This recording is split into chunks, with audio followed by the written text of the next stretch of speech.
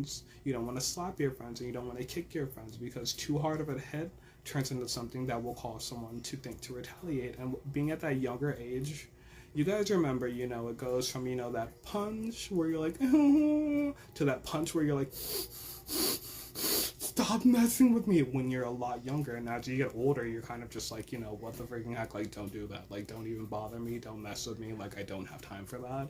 But when you're younger, I had to warn them. I was like, with me being older, if I have a moment like that, I'm like, what the freaking heck was that? Like, don't touch me. But with being younger, I remember, like, myself and other classmates being, like, ready to freaking freak out, because we were younger. We were still developing at that freaking age. And I was like, don't push, don't punch, don't kick, don't freaking slap, don't freaking call each other names, because it could be something that can make or break a friendship at that younger age range while you guys are still developing.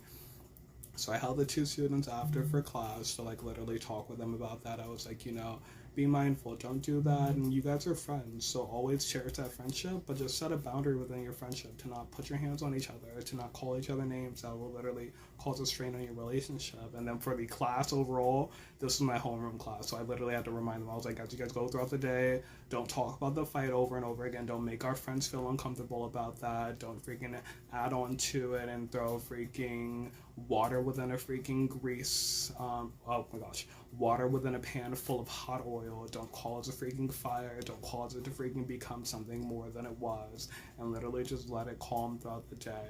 And they were freaking fine. They were like, yeah, of course, we'll do that. They looked up and they were like, all calm down. They were like, yes, we can agree to that. We won't do that. We won't add on to it. And I was like, overall, this is the most that I can expect out of students. At the end of the freaking day, luckily most of our students had cleared out. So my other team members were like, we're going to handle, like, the final snippets.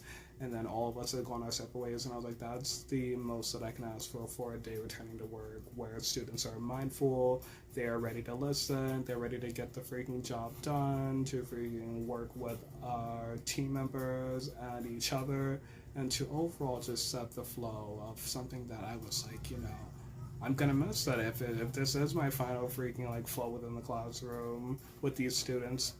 I'm gonna miss them. I freaking love them, but with being able to return to that, I was like, this is so much of a great setting to return to. And then it was also a team day, so we had, like, team freaking breakfast and brunch instead.